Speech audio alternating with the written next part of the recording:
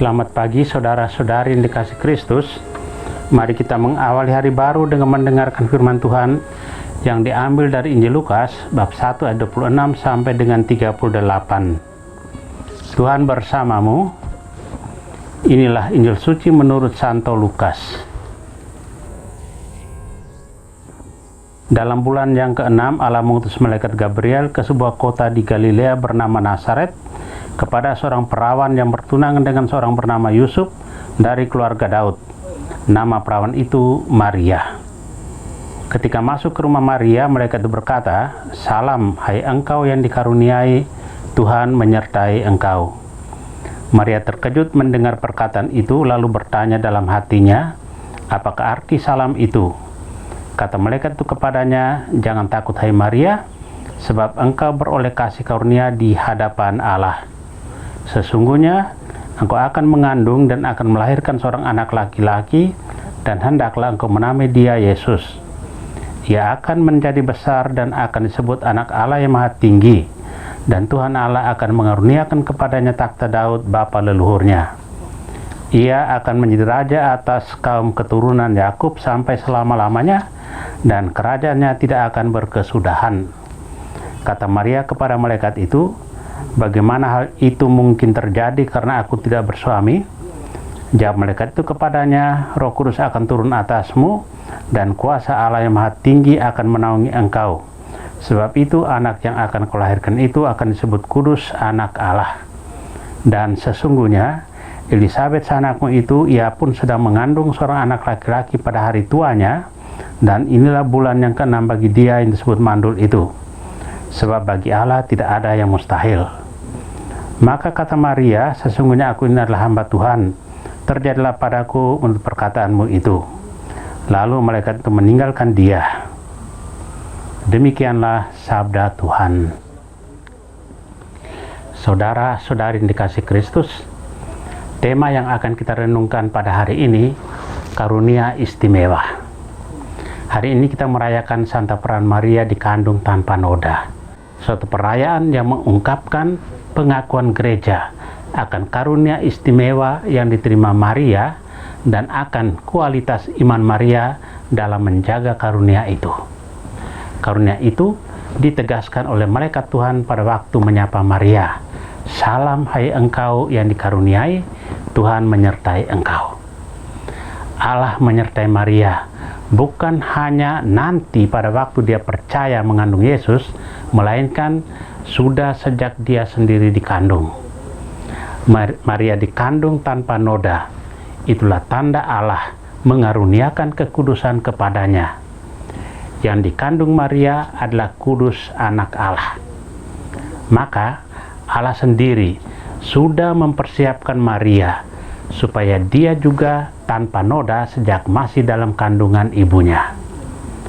Kabar malaikat kepada Maria bahwa ia akan mengandung anak Allah menyiratkan beberapa keistimewaan Maria. Pertama, ketika berjumpa dengan Maria, malaikat itu memanggilnya, "Hai engkau yang dikaruniai, Tuhan menyertai engkau." Sebutan itu tidak pernah disampaikan kepada seorang pun dalam kitab suci, bahkan kepada nabi-nabi yang sangat terkenal dalam perjanjian lama. Maka dengan sapaan itu hendak ditegaskan bahwa Maria adalah satu-satunya manusia yang dikaruniai keistimewaan, yakni tanpa dosa atau penuh rahmat. Kedua, ketika Maria mengandung anak Allah yang Maha Kudus dalam rahimnya, sudah barang tentu tempat itu dikuduskan oleh Allah sendiri sebelumnya. Sangat mudah kita mengerti sebagaimana kita menyiapkan suatu tempat yang akan kita tempati.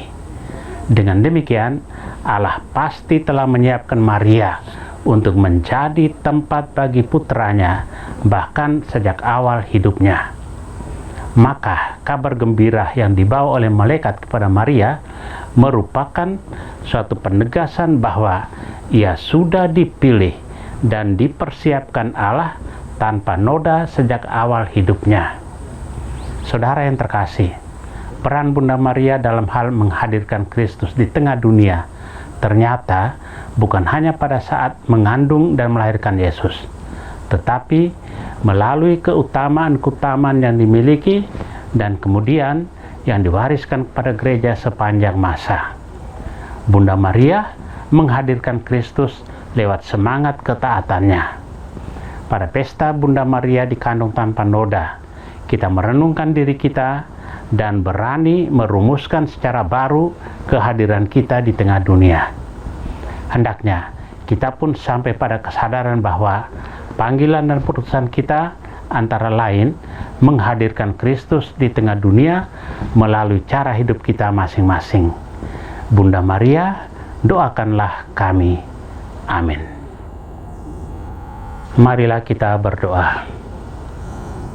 Tuhan, pagi ini kembali kami naikkan syukur dalam doa dan permohonan. Terima kasih sudah menjaga kami saat tidur maupun bangun. Terima kasih untuk udara sejuk dan segar pagi ini. Tuhan, kami hendak beraktivitas, kami mohon tuntunan dan pemeliharaan-Mu. Jauhkanlah kami dari yang jahat dan berilah kami kekuatan dan kesehatan. Ajarlah kami untuk saling mengasihi dan mengampuni. Kami serahkan hari ini ke dalam tangan-Mu. Kristus terang dunia, berkatilah keluarga-keluarga kami, jadikanlah kami alat kasih-Mu dan pantaskanlah kami menjadi hamba-Mu yang setia. Amin. Tuhan bersamamu. Semoga keluarga kita, orang-orang yang terkasih dan doakan, seluruh aktivitas kita hari ini dilindungi, dibimbing, dan diberkati oleh Allah yang Maha Kuasa, Bapa dan Putra dan Roh Kudus. Amin.